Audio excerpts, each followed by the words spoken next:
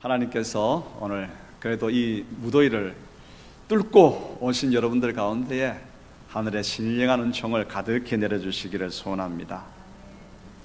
성경의 마지막 책이 요한계시록이죠. 요한계시록은 인간 역사의 마지막 모습을 비유적으로 보여줍니다.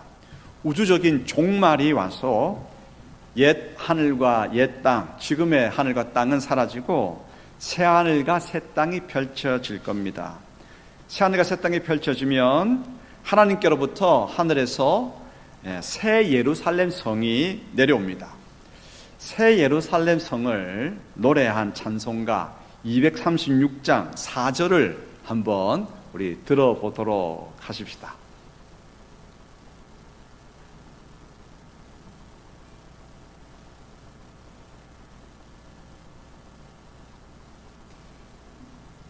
더워가지고 방송실 컴퓨터도 조금 느린 것 같습니다.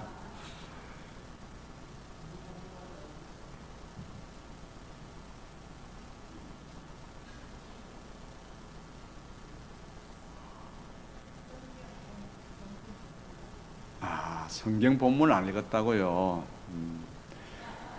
자, 그러면 성경 본문부터 읽도록 하십시다. 빌립보서 2장 12절로부터 13절, 디도서 2장 11절로부터 14절, 같이 읽겠습니다. 우리 며칠 안 되니까 마음을 같이 해서 읽도록 하겠습니다. 그러므로 나의 사랑하는 자들아, 나 있을 때뿐 아니라 더욱 지금 나 없을 때에도 항상 복종하여 두렵고 떨림으로 너희 구원을 이루라. 너희 안에서 행하시는 이는 하나님이시니 자기의 기쁘신 뜻을 위하여 너희에게 소원을 두고 행하게 하시나니, 모든 사람에게 구원을 주시는 하나님의 은혜가 나타나 우리를 양육하시되 경건하지 않은 것과 이 세상 정욕을 다 버리고 신중함과 어려움과 경건함으로 이 세상에 살고 복스러운 소망과 우리의 크신 하나님 구주 예수 그리스도의 영광이 나타나심을 기다리게 하셨으니, 그가 우리를 대신하여 자신을 주심은 모든 불법에서 우리를 속량하시고 우리를 깨끗하게 하사 선한 일을 열심히 하는 자기 백성이 되게 하려 하심이라. 아멘. 마지막 책은 무슨 책입니까? 요한계시록입니다. 요한계시록은 인간 역사의 마지막 모습을 비유적으로 잘 보여주고 있죠. 우주적인 종말이 왔어. 오늘 김영수 장로님이 종말에 대한 기도를 막 불같이 하셨는데, 우주적인 종말이 와서 지금 우리가 살고 있는 옛 하늘과 옛 땅은 사라지고 새 하늘과 새 땅이 펼쳐질 것입니다. 새 하늘과 새 땅이 펼쳐지면 하나님께로부터 하늘에서 새 예루살렘 성이 내려옵니다. 새 예루살렘을 노래한 찬송가가 236장입니다. 우리가 잘 알고 있는 236장 4절을 한번 들어보겠습니다.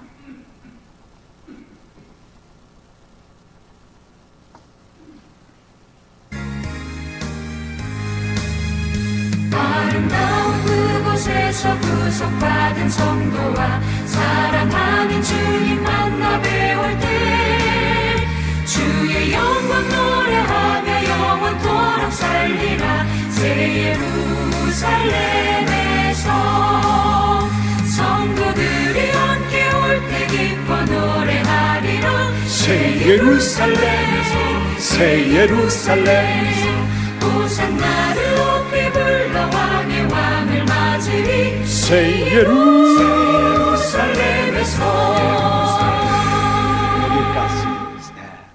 새 예루살렘 성은 규모가 대단합니다. 그 아름다움 또한 훌륭합니다. 곳곳이 각종 보석으로 장식되었고 길은 정금으로 깔려져 있습니다. 그래서 하나님의 영광이 이제 비춰지면 이 반사돼 가지고요, 태양도 필요 없어요. 하나님의 영광이 빛나면 그 빛이 반사되어서 새 예루살렘은 눈부시게 반짝이며 찬란합니다. 그런데 새 하늘과 새 땅에 성도가 들어가서 이제 새하늘과 새 땅에서 하늘로부터 내려오는 새 예루살렘에서 살게 되는데, 새 예루살렘 성은 무엇을 비유적으로 나타낼까요? 성경은 이 새 예루살렘 성을 어린 양 예수 그리스도의 신부라고 이야기합니다. 비유적이죠. 신부, 잘 단장된 신부라고 이야기하고 성도의 공동체인 교회라고 이야기를 합니다. 진짜 그런가? 한번 보십시다. 계시록 21장 1, 2절, 9, 10절 읽겠습니다. 또 내가 새 하늘과 새 땅을 보니 처음 하늘과 처음 땅이 없어졌고 바다도 다시 있지 않더라. 또 내가 보매 거룩한 성 새 예루살렘이 하나님께로부터 하늘에서 내려오니 그 준비한 것이 신부가 남편을 위하여 단장한 것 같더라. 7 대접을 가지고 마지막 7 재앙을 담은 7 천사 중 하나가 나와서 내게 말하여 이르되 이리 오라. 내가 신부 곧 어린 양의 아내를 내게 보이리라 하고 성령으로 나를 데리고 크고 높은 산으로 올라가 하나님께로부터 하늘에서 내려오는 거룩한 성 예루살렘을 보이니. 아멘. 그렇죠? 신랑 되신 예수님을 위해서 단장한 신부. 그래서 단장한 신부가 빛나고 아름답죠. 그렇게 단장한 신부로서 빛나고 아름다운 새 예루살렘. 그 새 예루살렘은 예수 그리스도의 신부요, 그리고 구원받은 하나님의 성도 교회입니다. 그러면 어떤 성도가 구원을 받고 어떤 교회가 구원을 받아서 빛나고 아름다운 새 예루살렘으로 등장하게 될까요? 첫째는 우리를 위해서 십자가에 죽으시고 부활하신 예수님을 믿는 굳건한 믿음이 있어야 됩니다. 두 번째는 세상의 환난과 협박과 유혹에도 흔들리지 않고 믿음을 지키는, 말씀대로 살아가는 신앙의 절개가 있어야 합니다. 셋째는 하나님의 뜻을 실천하는 옳은 성도의 행실이 있어야 합니다. 이러한 성도의 모습에 하나님의 영광이 비추어지면 굳건한 신앙이 금처럼 빛나게 되죠. 신앙의 절개가 다이아몬드처럼 반짝이게 되죠. 옳은 행실이 자수정처럼 맑고 환하게 펼쳐지게 됩니다. 이것이 하나님께서 우리를 향한 하나님의 뜻입니다. 하나님은 성도인 우리가 살아가면서 점차 어떻게 변화되기를 원하실까요? 바로 새 예루살렘의 모습입니다. 굳건한 신앙을 가지고 신앙의 절개를 지키며 하나님의 뜻대로 살아가는 옳은 행실이 있는 새 예루살렘. 예, 이 모습을 바라십니다. 그러므로 우리가 이제 예수 믿고 신앙을 가졌다고 한다면, 신앙의 사람이라고 한다면 자연인의 본성을 버리고 점차적으로 하나님의 뜻대로 살아가는 옳은 행실의 성도여야 합니다. 성경 마지막 책 요한계시록 마지막 부분 21장, 22장에서 왜 새 예루살렘에 대해서 기록하고 있을까요? 하나님께서 우리에게 내가 너희에게 간절히 바라는 모습은 바로 이 모습이다 말씀하기 위해서이죠. 이 모습이 뭡니까? 반짝반짝 빛나는 새 예루살렘의 모습입니다. 굳건한 믿음과 신앙의 절개와 옳은 행실이 우리에게 있는가? 그러므로 한번 돌아보십시다. 한마디로 다르게 표현하면 하나님의 뜻대로 행하는 삶이 우리에게 있는가 성찰해 보십시다. 믿음의 사람으로서 우리가 최종 목표 삼아야 하는 것은 무엇입니까? 하나님의 뜻대로 살아가기입니다. 이 점은 너무나 중요합니다. 우리는 하나님의 뜻을 행하기 위해서 지금부터 그 중요성을 여러 차례 배워왔잖아요. 그 중요성을 다시 한번 인식하고 이 하나님의 뜻을 이루기 위해서 훈련하고 연습하고 또 훈련해야 합니다. 성령 하나님의 도우심 가운데서 신앙 공동체와 함께 매일매일 훈련하고, 그래서 내 뜻을 적고 하나님의 뜻을 이루며 살아가는 하나님의 새 예루살렘 되기를 소원합니다. 여기에 초점을 맞추면서 하나님의 음성을 경청하도록 하십시다. 첫 번째 교훈입니다. 자연인의 본성을 따르려는 내 뜻을 버리고 하나님의 뜻을 이루기 위해 훈련해야 합니다. 내 뜻은 무엇입니까? 오늘 우리 김영수 장로님이 환경 문제에 대해서 그렇게 막 열정적으로 기도하셨는데, 내 뜻은 편안함을 추구하는 것입니다. 편안함을 추구하다 보니까 어떻습니까? 환경이 파괴되는 거죠. 파괴되는 거죠.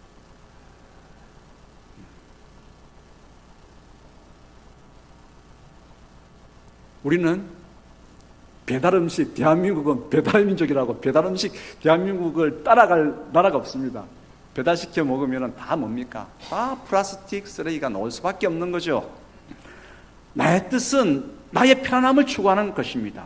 내가 하고자 하는 바는 나의 야망이고 악을 행하고자 하는 탐닉입니다.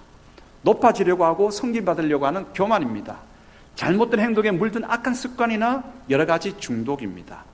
이러한 자연인의 본성을 버려야 합니다.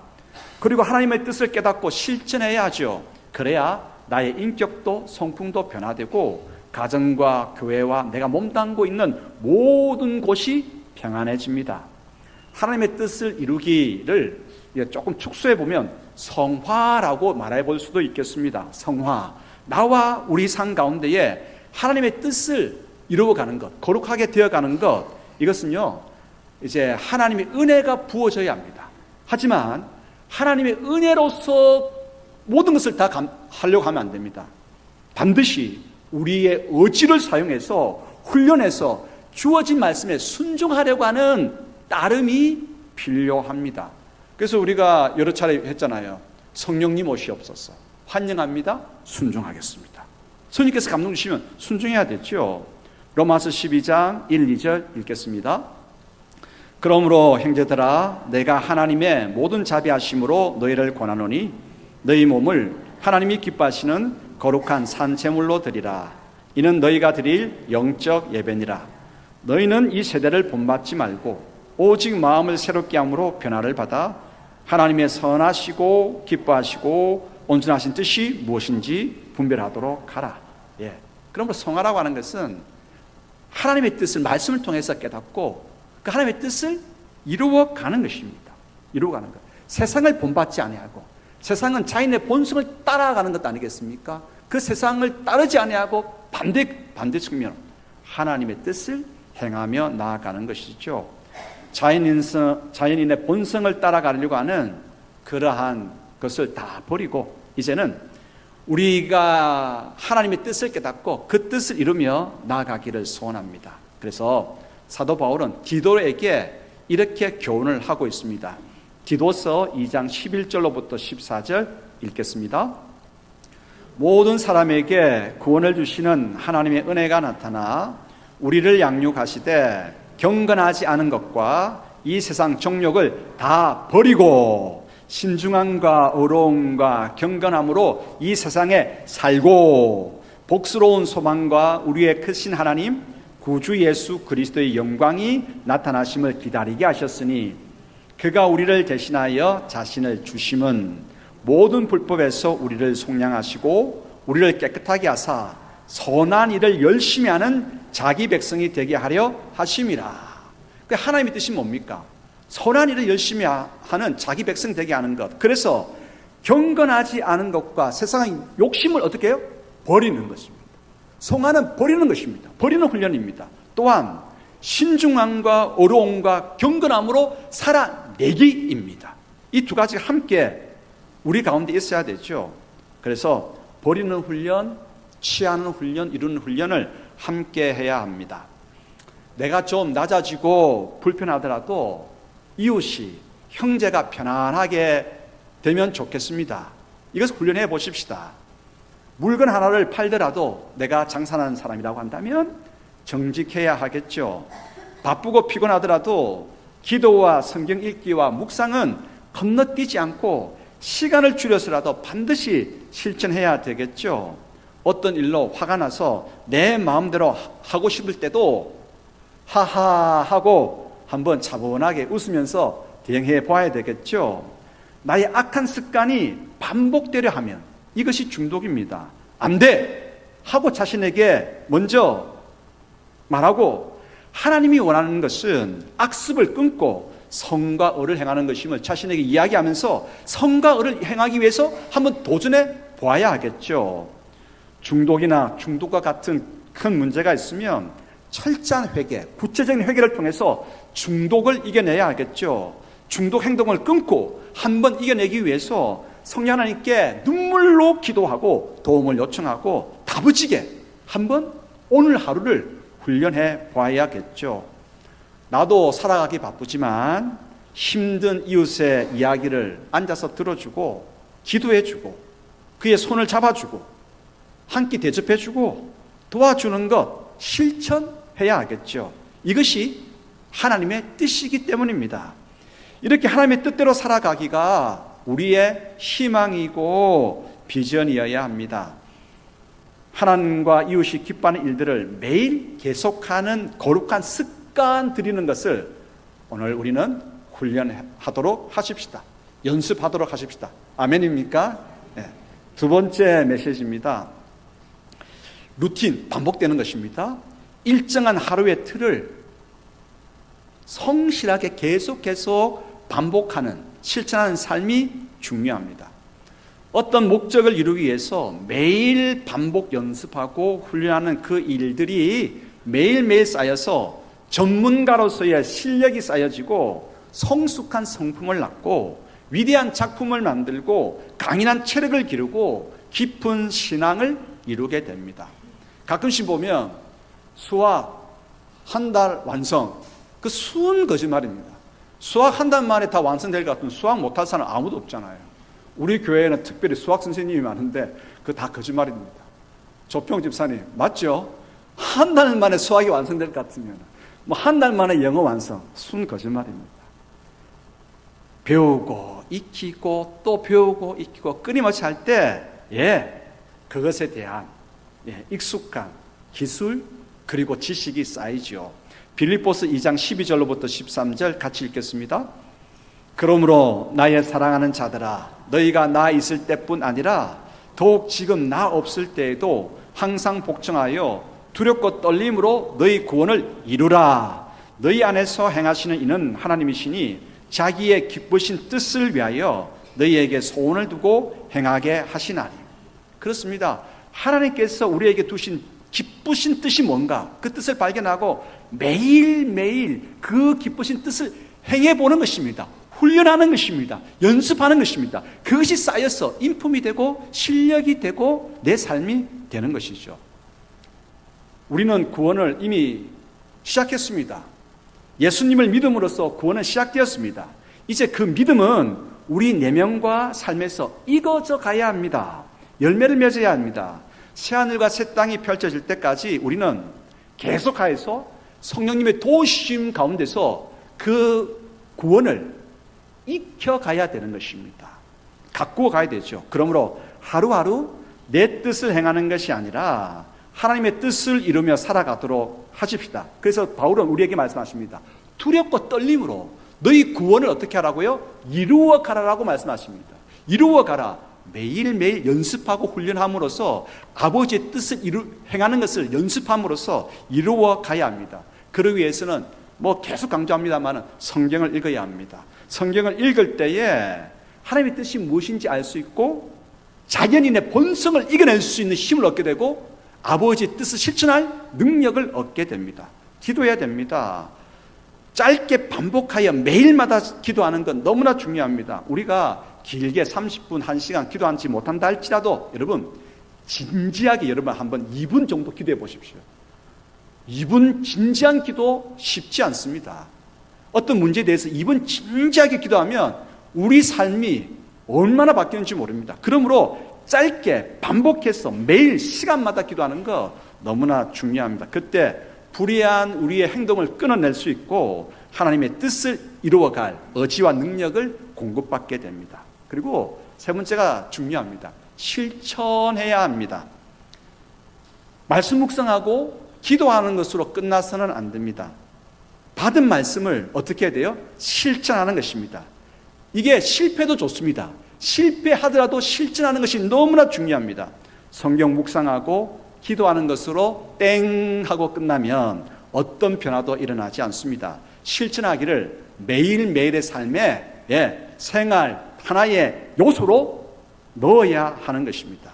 매일의 삶에 어느 시간이든 성경 묵상과 기도의 시간과 실천하기를 한번 넣어서 매일매일 반복해 보시기 바랍니다. 하루하루가 쌓여가면 놀라운 열매가 맺히기 시작합니다. 하나님의 뜻대로 한번 실천하기를 오늘부터 시작해 보십시다. 아멘이죠? 예. 그래, 목사님 말씀이 은혜로워서 그래 2025년 내가 연말까지 해보겠다. 그렇게 긴 시간 잡으면 안 됩니다. 3개월 잡을까요? 그것도 깁니다. 한 달 잡을까요? 그것도 깁니다. 우리 속담에 작심 며칠요? 3일 가면 길게 가는 겁니다. 그래서 3일도 기니까 며칠 잡자고요? 하루 잡으십시다. 오늘 하루 내가 어떻게 살 것인지 오늘 하루만 한번 그렇게 살아보는 것입니다. 오늘 하루만 어떻게든 하나님의 뜻을 발견하고 그 뜻을 이루기 위해서 진짜 다부지게 한번 행해 보는 것입니다. 일정한 생활의 틀을 가지고 반복하는 루틴의 삶은요, 놀라운 결과를 가져옵니다. 하루를 한번 목표 삼고 하나님의 뜻 실천하기를 해보십시다. 결코 포기하지 말고 반복해 보십시다. 중독 치료하는 가정에도 매일을 훈련 기간으로 삼습니다. 그래서 훌륭한 결과를 낳는다고 한다면 우리는 중독까지는 안 갔잖아요. 중독까지 안 간 우리가 매일매일 훈련한다고 한다면 얼마나 큰 놀라운 열매를, 효과를 성령님의 은혜 가운데서 얻게 되겠습니까? 세 번째 교훈입니다. 성령 하나님의 도움과 신앙 공동체의 협조를 구해야 합니다. 우리가 이렇게 아버지의 뜻대로 살아가려고 하면 은혜도 필요하지만 그렇게 해보려고 하는 의지도 중요하다 그랬죠. 의지, 성령 하나님의 감동이 없으면 우리 가운데 의지가 생겨나지 않습니다. 의지를 끝까지 붙들고 나아가지도 못합니다. 성령님의 도우심이 필요합니다. 옆에 계신 분이 누구십니까? 성령 하나님이십니다. 파라클레토스. 오늘도 나를 돕기 위해서 이 예배 자리 가운데 내 옆에 우리 가운데에 가득히 성령 하나님께서 계십니다. 갈라디아서 5장 16절 읽겠습니다. 내가 이르노니 너희는 성령을 따라 행하라. 그리하면 육체의 욕심을 이루지 아니하리라. 내 뜻을 버리고 아버지 뜻을 행하여 나아갈 수 있도록 성령을 따라 행하여 성령님께 도움을 구하고 나아갈 때 성령님께서 우리를 돕기 시작합니다.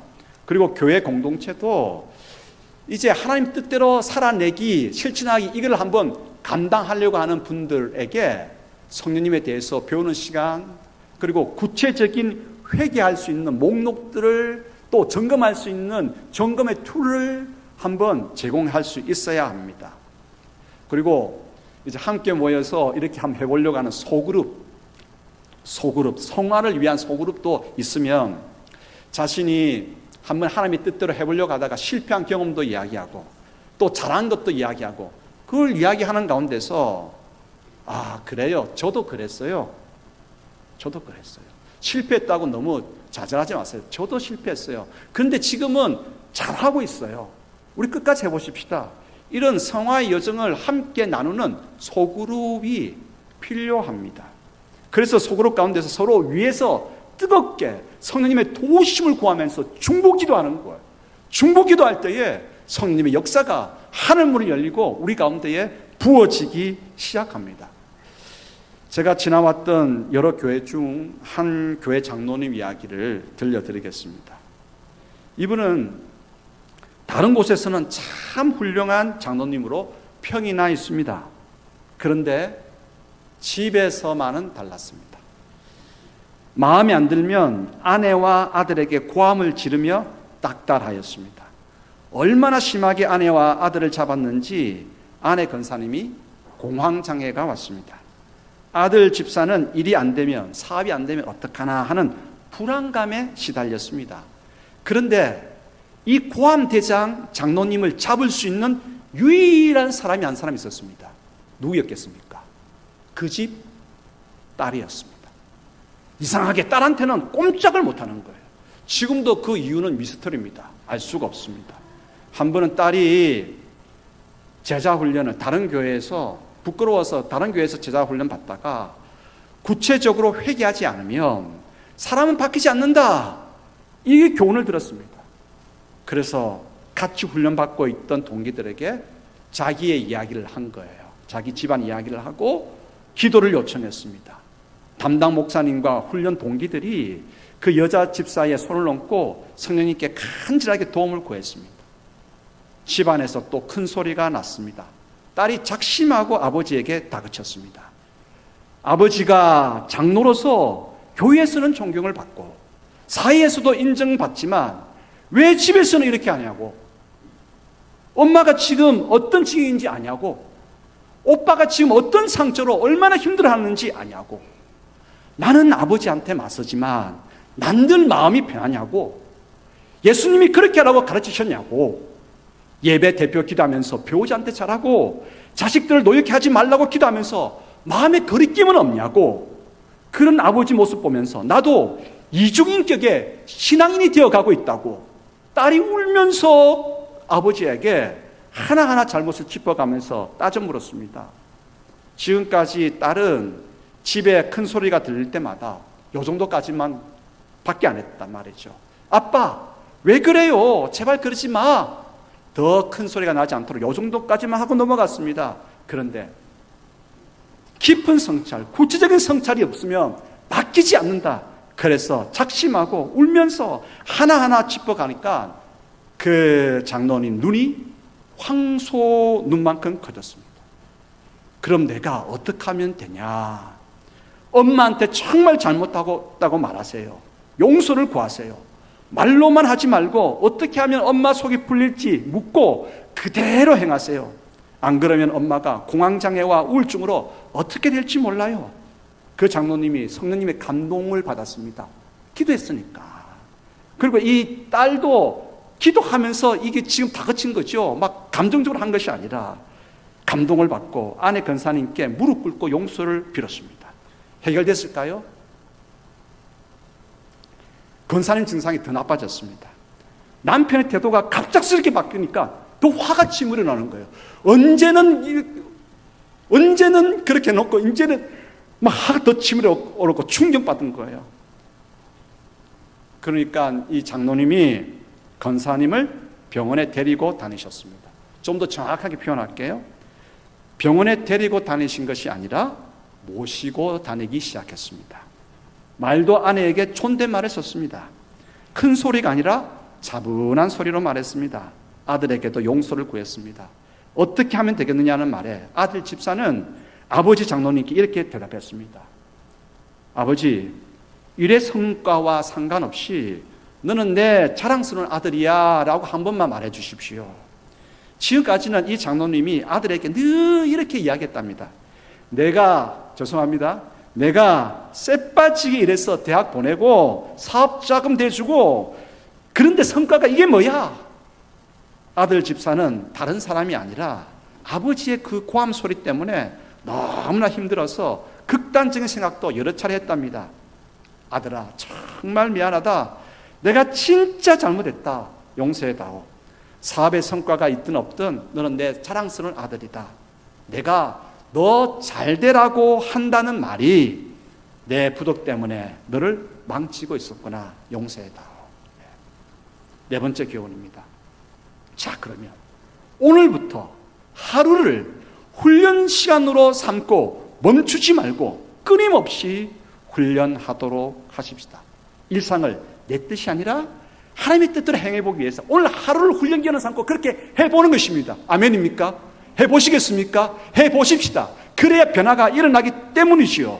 자인의 본성을 한번 끊어보십시다.